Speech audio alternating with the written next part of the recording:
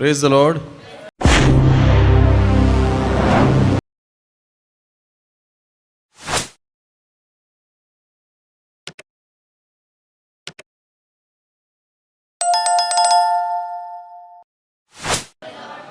परमेश्वर का धन्यवाद हो, एक और अवसर दिया उसने मुझे उसके वचन में से सुनाने के लिए। आज प्रभु क्या कहना चाहता है कलीसिया से, हम देखेंगे पहला यूहन्ना और उसका 5वां अध्याय। जिसका ये विश्वास है कि यीशु ही मसीह है, वह परमेश्वर से उत्पन्न हुआ है, और जो कोई उत्पन्न करने वाले से प्रेम रखता है वह उससे भी प्रेम रखता है जो उससे उत्पन्न हुआ है।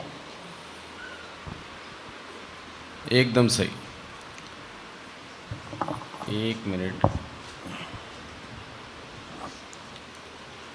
जिसका ये विश्वास है कि यीशु ही मसीह है, वह परमेश्वर से उत्पन्न हुआ है।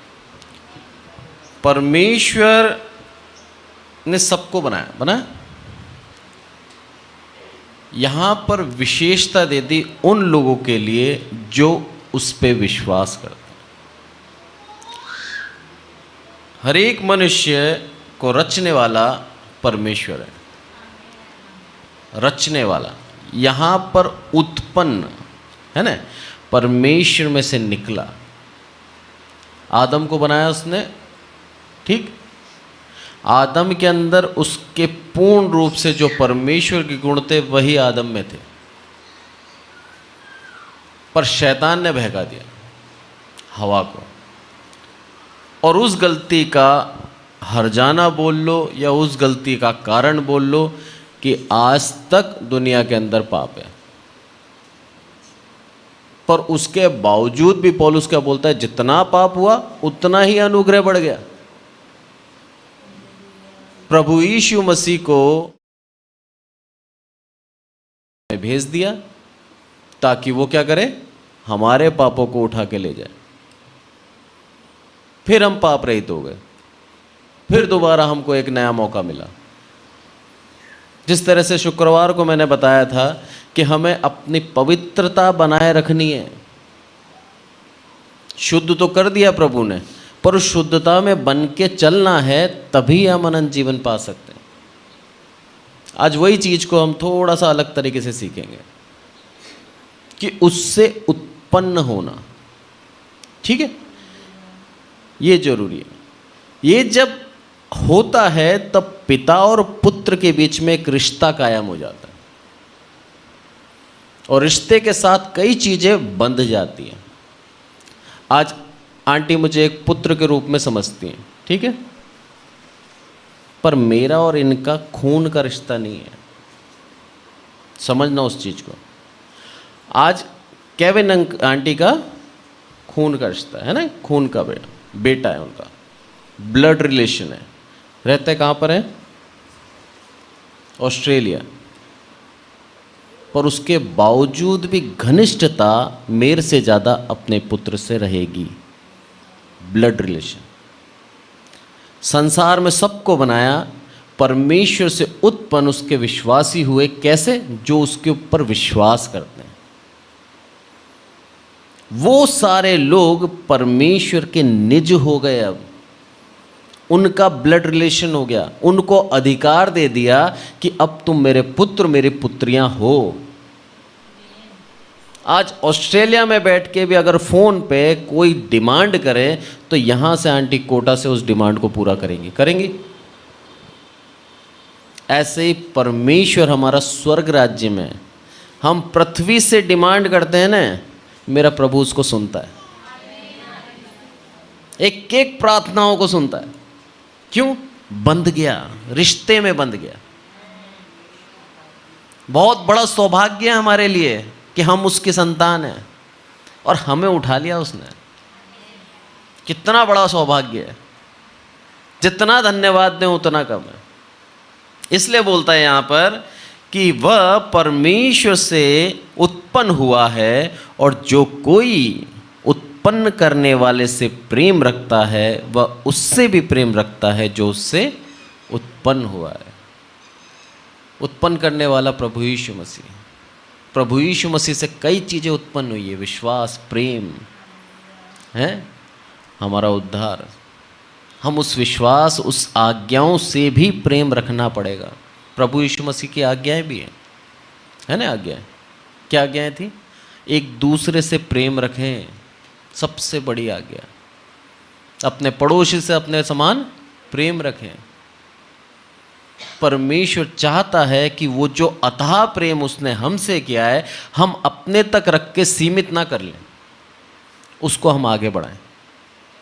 एक अंकल है मेरे, गुजरात के हैं, वो रहते बाहर हैं, मिला नहीं हूँ आज तक मैं, बस कई बार उन्होंने मौका दिया है प्रचार करने का, तो ऑनलाइन प्रचार किया है, पर इतनी घनिष्ठता हो गई है, वो प्रेम दर्शाता है कि ये मसीह प्रेम है। उनकी एक इच्छा है कि जब मैं इंडिया आऊँगा मैं मिलना चाहता हूँ, मेरी भी इच्छा है। इतना अच्छा नेचर है उनका। परमेश्वर की दया से आज 72 साल के हैं, पर पूर्ण उनका शेड्यूल जो है ना, मंडे से लेकर संडे तक रेगुलर मीटिंग चलाते हैं ऑनलाइन।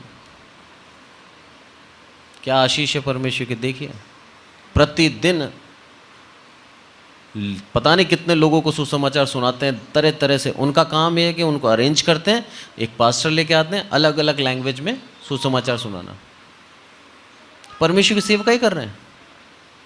जरूरी नहीं है हम खुद सुसमाचार सुनाएं, और वो खुद भी सुसमाचार सुनाते होंगे, पर नया पास्टर, नए विचार, प्रभु के वचन को एक और तरीके से हम कैसे सीखें। क्योंकि यही प्रचार अभी अजीत भैया करेंगे तो एकदम नया निकलेगा, मैं कर रहा हूँ अलग निकल रहा है, कोई और करेगा फिर उसमें से क्या समझता है वो उस हिसाब से बताएगा। इसलिए प्रभु यीशु मसीह यहाँ पर सिखाता है क्या, कि तुम मेरे से रिश्ते में तो आ गए, अब मेरे भाई बन गए, पिता के पुत्र बन गए, पर मेरी आज्ञाओं को भी मानना तुम्हें जरूरी है। और आगे जब हम पढ़ते हैं तो उसके अंदर क्या लिखा है, तीसरी आयत हम पढ़ें, चलो दूसरी भी पढ़ें पहले। परमेश्वर से प्रेम रखते हैं और उसकी आज्ञाओं को मानते हैं, तो इसी से हम जानते हैं कि हम परमेश्वर की संतानों से प्रेम रखते हैं। ठीक है, क्योंकि परमेश्वर से प्रेम रखना ये है कि हम उसकी आज्ञाओं को मानें, और उसकी आज्ञाएं कठिन नहीं। धन्यवाद। जब हम उसके प्रेम रखते हैं, सबसे बड़ी बात प्रेम। प्रेम के बारे में मैंने कई बार आपको पहले भी बता रखा है। प्रेम जीवन में जब आता है तो ऑटोमेटिक सेक्रीफाइस आ जाता है, बलिदान आ जाता है। आज मेरी वाइफ मेरे बच्चे से, जोना से इतना प्रेम रखती है कि रात की नींद छोड़ सकती है, वो खाना छोड़ सकती है, वो उसकी सेवा में सब कुछ कर सकती है, और करती भी है। वो प्रेम का जो बंधन है वो डिमांड नहीं कर रहा, निस्वार्थ प्रेम चल रहा है। आज जोना उसको कुछ दे सकता है क्या? कुछ भी नहीं सकता, वो प्रेम दे सकता है। उस प्रेम के लिए पूर्ण रूप से समर्पित प्रभु वो प्रेम चाहता है हमसे। जब हम उसकी सेवकाई में लग गए, जब हम उसको सराहने में लग गए, उसकी आराधना में लग गए, उसकी प्रशंसा करने में लग गए, उसकी महिमा में लग जाएं, तब हम उससे कुछ मांगे नहीं। वो दयालु है, वो देगा, निश्चित देगा। पर हम निस्वार्थ मन से उसके पास आए कि प्रभु तू ही है महान, तू ही सच्चा है, तू ही जगत की ज्योति है, तेरे को छोड़ मैं कहाँ जाऊं। उस प्रेम के साथ आए कि प्रभु तेरा वो जो प्रेम अपार था, मैं उसका 1% भी यदि मैं तुझे दे दूं तो मेरा जीवन धन्य हो जाएगा, और हो जाएगा। उस प्रेम में हम लग जाएं।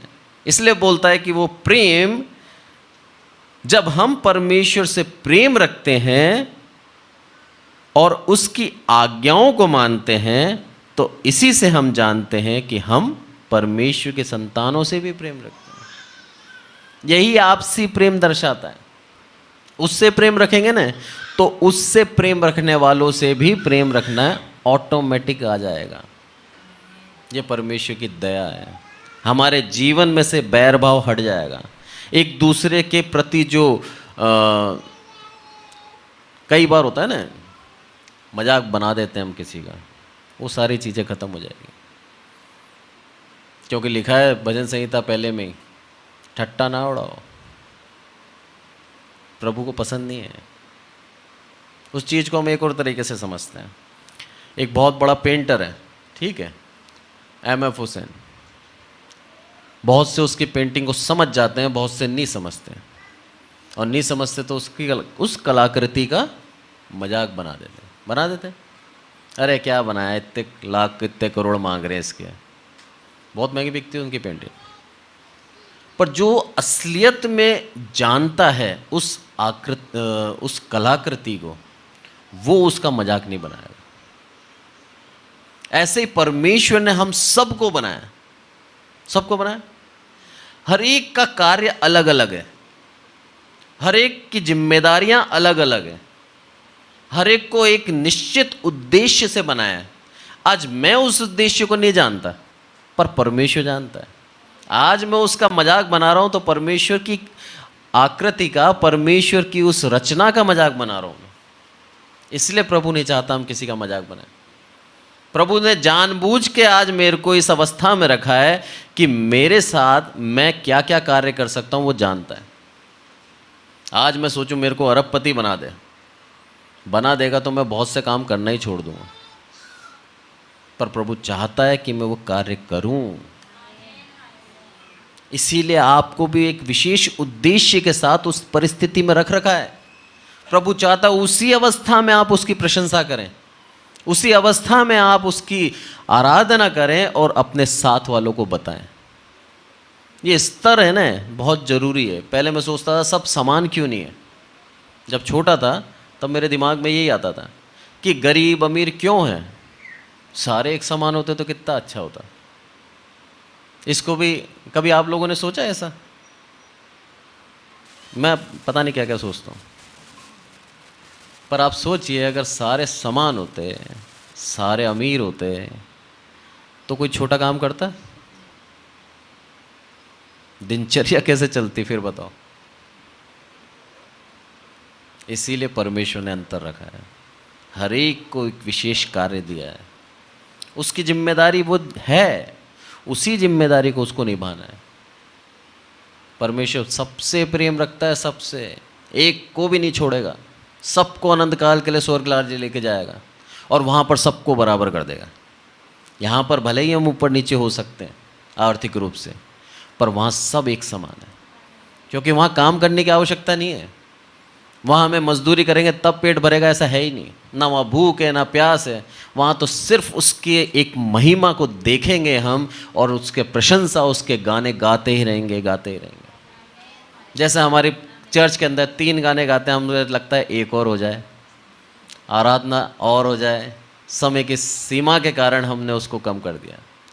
पर आप सोचिए हमारे जब इंस्ट्रूमेंट, स्वर्ग राज्य के इंस्ट्रूमेंट कितने महान होंगे, उसकी राग कितनी अच्छी होगी, गायकार कितने अच्छे होंगे।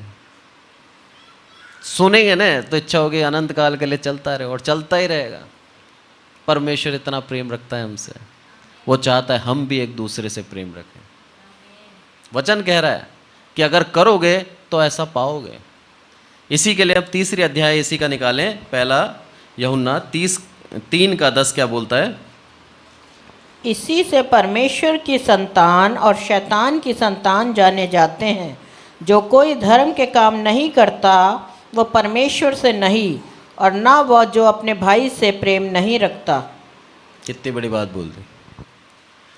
आज मैं परमेश्वर के संतान हूँ या नहीं हूँ, मेरे कामों से पता लग जाएगा।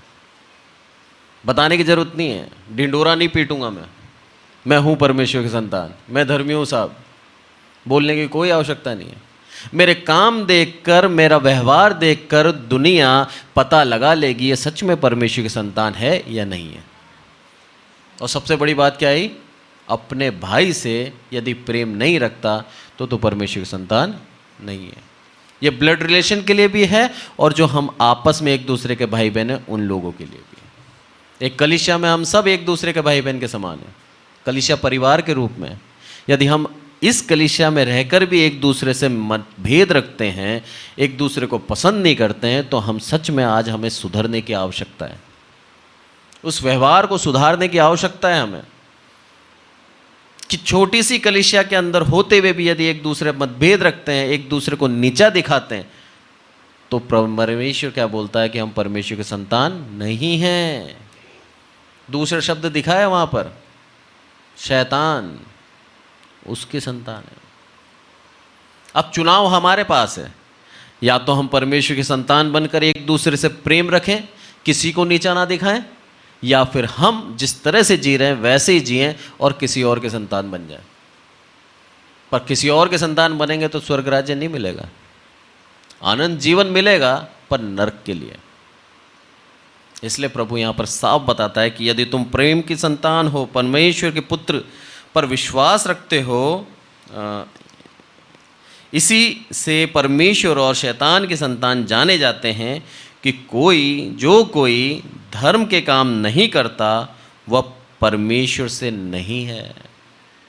धर्म के काम करना हमारे लिए अनिवार्य हो गया, दूसरे की मदद करना हमारे लिए अनिवार्य हो गया, दूसरों के प्रति स्नेह और दया हमारे लिए अनिवार्य हो गया। जिस तरह से उसने करा वैसे ही हमें करना पड़ेगा। यदि हमारे पापों को हमें क्षमा कराना है तो हमें भी अपने अपराधियों को क्षमा करना पड़ेगा। ये सबसे बड़ी बात है, क्योंकि वचन क्या कहता है, जिस तरह से तुमने अपने अपराधियों को क्षमा करा है वैसे ही मैं तुम्हें कर दूंगा। प्रभु दिल देखना चाहता है, तेरा दिल कितना बड़ा है। मेरे से तो आशा रख रहा है, पर सच में तू भी करता है नहीं करता, इसलिए बोलता है तू क्षमा कर, उसके बाद मैं तेरे को वैसे ही क्षमा कर दूंगा। आगे पढ़ते हैं हम तीसरी आयत 5:30, पहला यूहन्ना 5:3। परमेश्वर से प्रेम रखना ये है कि हम उसकी आज्ञाओं को माने और उसकी आज्ञाएं कठिन नहीं। परमेश्वर से प्रेम रखना यह है कि हम उसकी आज्ञाओं को माने। बोल देना और करना बहुत अंतर है। आज मैं बोलता हूँ मैं आंटी से बहुत प्रेम रखता हूँ, ठीक, और दूसरे दिन मेरे से आंटी बोले बेटा ऐसा है मेरी गाड़ी थोड़ी सी ख़राब हो गई है, शोरूम डाल के आना है, और मेरी तबीयत थोड़ी सही नहीं है। और मैं क्या बोलूँ, अरे आंटी अभी फ़ोन आया, हेड ऑफिस वालों ने बुला लिया, और 2 दिन तक तो बिल्कुल टाइम ही नहीं है मेरे पास। बोल देना और करना बहुत अंतर है। प्रेम है तो उसे दर्शाओ और उसकी आज्ञाएं मानकर। और उसकी आज्ञाएं क्या है? उसकी आज्ञाएं कठिन नहीं है। वचन कह रहा है पुराने रीति रिवाज को पूरा खत्म कर दिया, प्रभु ने खत्म कर दिया ना। परमेश्वर ने 10 आज्ञाएं दी थी, उन 10 आज्ञाओं का निचोड़ करके उसने एक आज्ञा बना दी। प्रभु चाहता है कि हम सिर्फ कामों के द्वारा नहीं, मन से भी शुद्ध हो जाएं। ये प्रभु की है। इसीलिए उसने उदाहरण क्या दिया मालूम? बर्तन को बाहर बाहर से मांजते हो, अंदर से नहीं करते। फरीसियों के लिए बोला उसने, अरे तुम इतने ज़्यादा पाखंडी हो गए हो कि दुनिया को दिखाने के लिए तुम धर्म के काम भी कर रहे हो, धार्मिकता भी दिखा रहे हो, पर तुम्हारे मन तो बुरे हैं। अगर ऐसे मन के साथ हम कलीसिया में आते हैं तो आज सुधार की आवश्यकता है। प्रभु हमारे कपड़े नहीं देखता, हमारी शक्लें नहीं देखता, हमारे कद को नहीं देखता, हमारी खूबसूरती को नहीं देखता, वो हमारे निर्मल हृदय को देखता है। उस हृदय को प्रेम रखता है। इसका उदाहरण दाऊद राजा, 7 के 7 भाई शूरवीर, लंबे चौड़े खड़े कर दिए साहब। अभिषेक करना था, शमूएल ने बुलाया, यशे लेके आया अपने 7 पुत्र को कि देख इसमें से कर ले किसी को। बोलता नहीं नहीं, तेरा और कोई पुत्र है? बोला हाँ एक है, छोटा है, 12 साल का है, भेड़े चरा रहा है। योग्य नहीं समझा उसने। सोचिए, अपने पुत्र को योग्य नहीं समझा, उसकी अवस्था के उस अवस्था में योग्य नहीं समझा। क्योंकि वो छोटा था, 12 साल का लड़का था, भेड़ बकरी चराता था, गाने गाता था। उस समय भी प्रभु के भजन गाता था वो। सोचिए आप, बोला ये क्या पर लड़ेगा ये युद्ध। उसको लगा कि सैनिक बनाएंगे, कुछ बनाएंगे। बोला उसको बुला के ला, और उसको अभिषेक किया। क्या बोला शमूएल ने? परमेश्वर ने इसके हृदय को देखा है, परमेश्वर ने मेरे हृदय को देखा है। ये बोले आप, आपके हृदय को देख के आपको चुना है। हमारी खूबसूरती हमारी योग्यता नहीं है, वो तो जेनेटिक है। माँ बाप अच्छे होंगे तो बच्चे और सुंदर होते जाएंगे, वो तो जेनेटिक है, उसमें हमारा कोई योगदान ही नहीं है। है क्या कोई योगदान? कुछ भी नहीं है। पर परमेश्वर ने हमारी खूबसूरती, हमारे दिल को देखा है कि ये मेरे से कितना प्रेम रखता है, ये मेरा कितना आदर करता है, ये मेरा कितना सम्मान करता है। दुनिया को दिखाने के लिए नहीं, आत्मिक रूप से खुद अपनी आत्मिक उन्नति के लिए मेरा सम्मान कितना करता है। यह है परमेश्वर की महानता। परमेश्वर बहुत अनुग्रहकारी है, बहुत अनुग्रहकारी। एक और आयत देखें इसके प्रेम के लिए।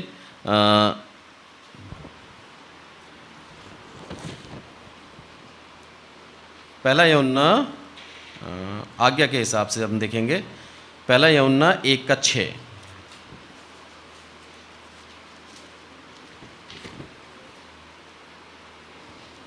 यदि हम कहें कि उसके साथ हमारी सहभागिता है और फिर अंधकार में चलें तो हम झूठे हैं और सत्य पर नहीं चलते। हम कह भी रहे हैं उसकी संतान है, हम कह भी रहे हैं उसके सहभागी हैं, पर हम क्या करें? हम कहें कि उसके साथ हमारी सहभागिता है और फिर अंधकार में चलें।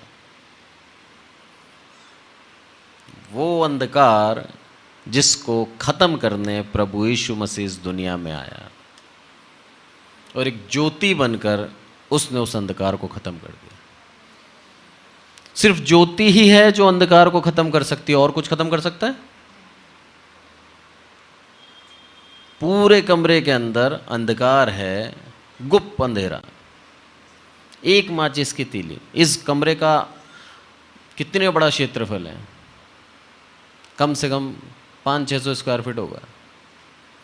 और छोटी सी तीली माचिस की, 1.5 इंच की, वो 1.5 इंच की तीली जब जलेगी ना तो पूरे कमरे के अंदर रोशनी कर देगी।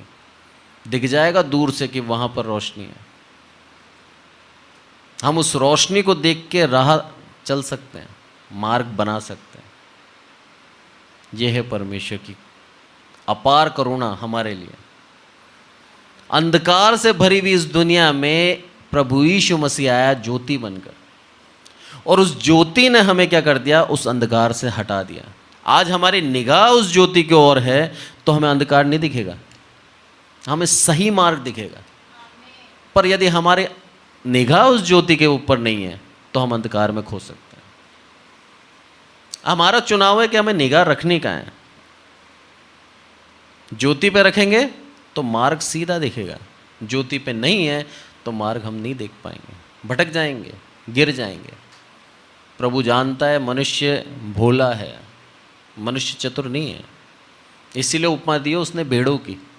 ऐसे ही उपमा थोड़ी दी है जानवर, कोई और जानवर भी दे सकता था, पर वो जानता है कि मनुष्य बहुत भोला है। जिस मार्ग से जाता है उस मार्ग से वापस नहीं आ सकता, इतना भोला है, भटक जाता है। भेड़ की खासियत है, भेड़ के बीच में बकरियां रखनी पड़ेंगी तभी वो घर पे सीधी आएगी, नहीं तो मार्ग में ही भटक सकती है, वो भूल जाती है रास्ता।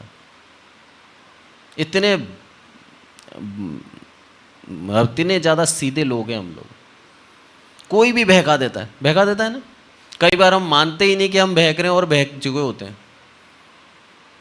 और शैतान बाहर वालों से काम नहीं करता, शैतान हमारे घर के अंदर रिश्तेदारों के द्वारा ही हमें बहकाता है। सबसे बड़ा उदाहरण आदम की पत्नी हवा, बाहर से लाया किसी को? वो दोनों थे, उसकी पत्नी ने उसको बहका दिया। हमको भी बहकाने वाला हमारे घर के अंदर ही बाहर नहीं है।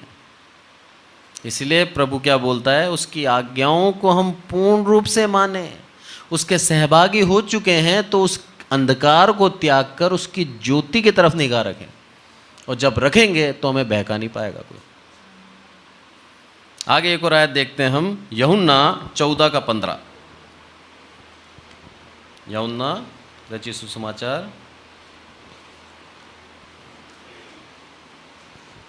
यदि तुम मुझसे प्रेम रखते हो तो मेरी आज्ञाओं को मानोगे। यदि तुम मुझसे प्रेम रखते हो तो आज्ञाओं को मानोगे। कोई चॉइस नहीं है, कोई चुनाव नहीं है, या तो रखते हो या नहीं रखते। और रखते हो तो ऑटोमेटिक है मेरी आज्ञाओं को मानने लग जाओगे, क्योंकि हम नहीं चाहते कि जिससे हम प्रेम रखते हैं वो हमारे द्वारा दुखी हो जाए, या हम उसको क्या करें, निराश कर दें। होता है ना पति पत्नी के बीच में प्रेम, भाई बहन के बीच में प्रेम। बहन ने देख लिया भाई ज़बरदस्ती दुखी कर रहा है, ज़बरदस्ती काम करा रहा है, तो भी बेचारी कर देती है। क्यों कर देती है? भाई को बुरा लगेगा। माँ ने देख लिया बच्चा दुखी कर रहा है, खाना बना चुकी हूँ मैं, फिर भी मांग रहा है नहीं मेरे को दूसरा पराठा बना के दो, तो भी बेचारी उठती है ना, ठीक है चल खा ले मेरे बेटे। ये प्रेम। हम बुरा नहीं बना सकते किसी को, दुखी नहीं कर सकते किसी को, वो प्रेम चाहता है प्रभु हमसे। हम उससे प्रेम रखते हैं ना तो उसकी मानेंगे भी आज्ञा, ऑटोमेटिक मानेंगे। फिर हमारे पास कोई चुनाव नहीं रहेगा। प्रभु तूने जो बोला सब सही, तेरी हर एक इच्छा मैं पूरी करूंगा, आगे होके बोलेंगे हम। नहीं तो सलीब से आवाज़ आएगी कौन जाएगा, कौन मेरे लिए। वहाँ पर तुरंत हाथ खड़े होने चाहिए, प्रभु मैं जाऊंगा। प्रभु ने लिखा है, वचन कहता है पत्थर से भी करवा सकता है वो कार्य, पर सिर्फ हमको आदर देने के लिए, हमको सम्मान देने के लिए प्रभु ने हमें चुना है। उसकी उस महानता के लिए हम धन्यवाद दें उसे। नहीं तो हमारे अंदर कोई योग्यता नहीं है, कोई नहीं पूछे हमें। ये जो सम्मान मिलता है ना उसकी दया से मिलता है बस। यिर्मयाह 31:33 भी देखें हम।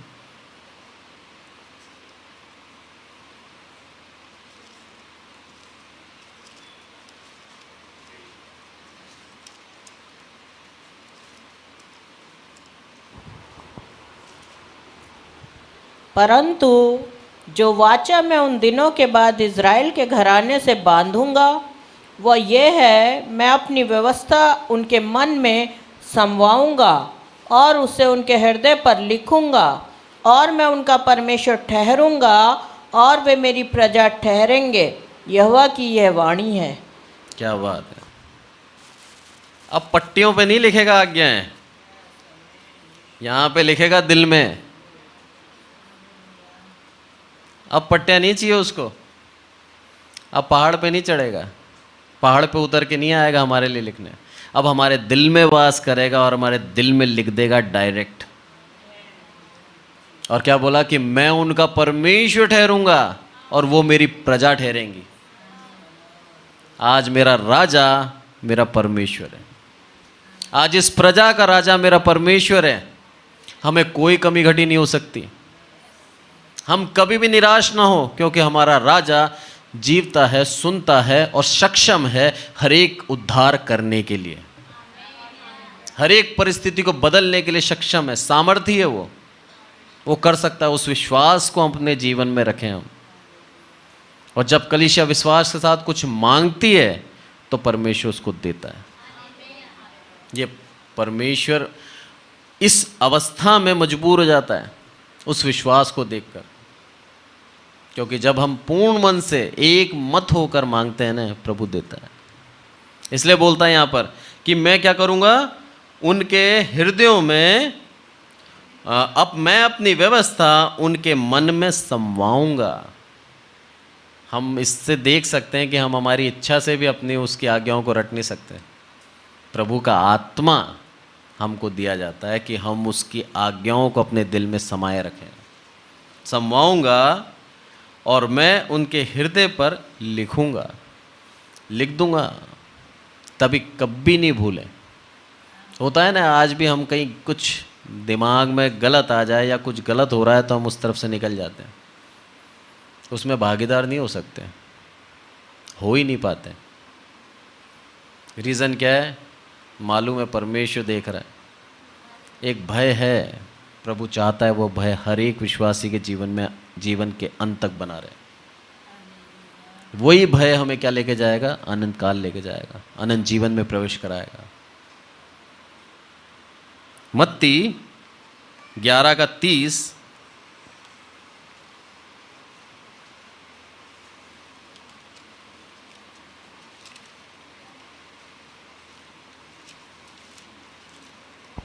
क्योंकि मेरा जुआ सहज और मेरा बोझ हल्का है।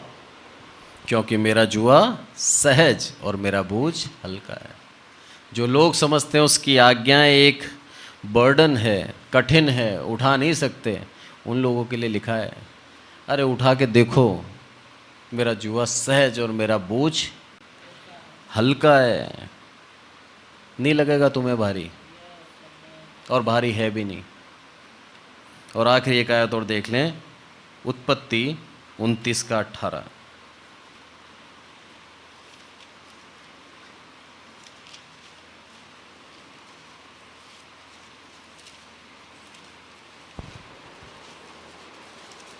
इसलिए याकूब ने जो राहेल से प्रीति रखता था कहा, मैं तेरी छोटी बेटी राहेल के लिए 7 वर्ष तेरी सेवा करूँगा।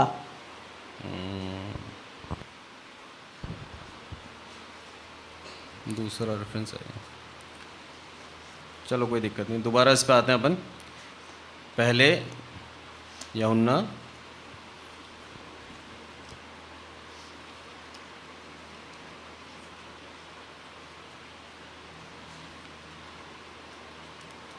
उसका 6 से पढ़ेंगे।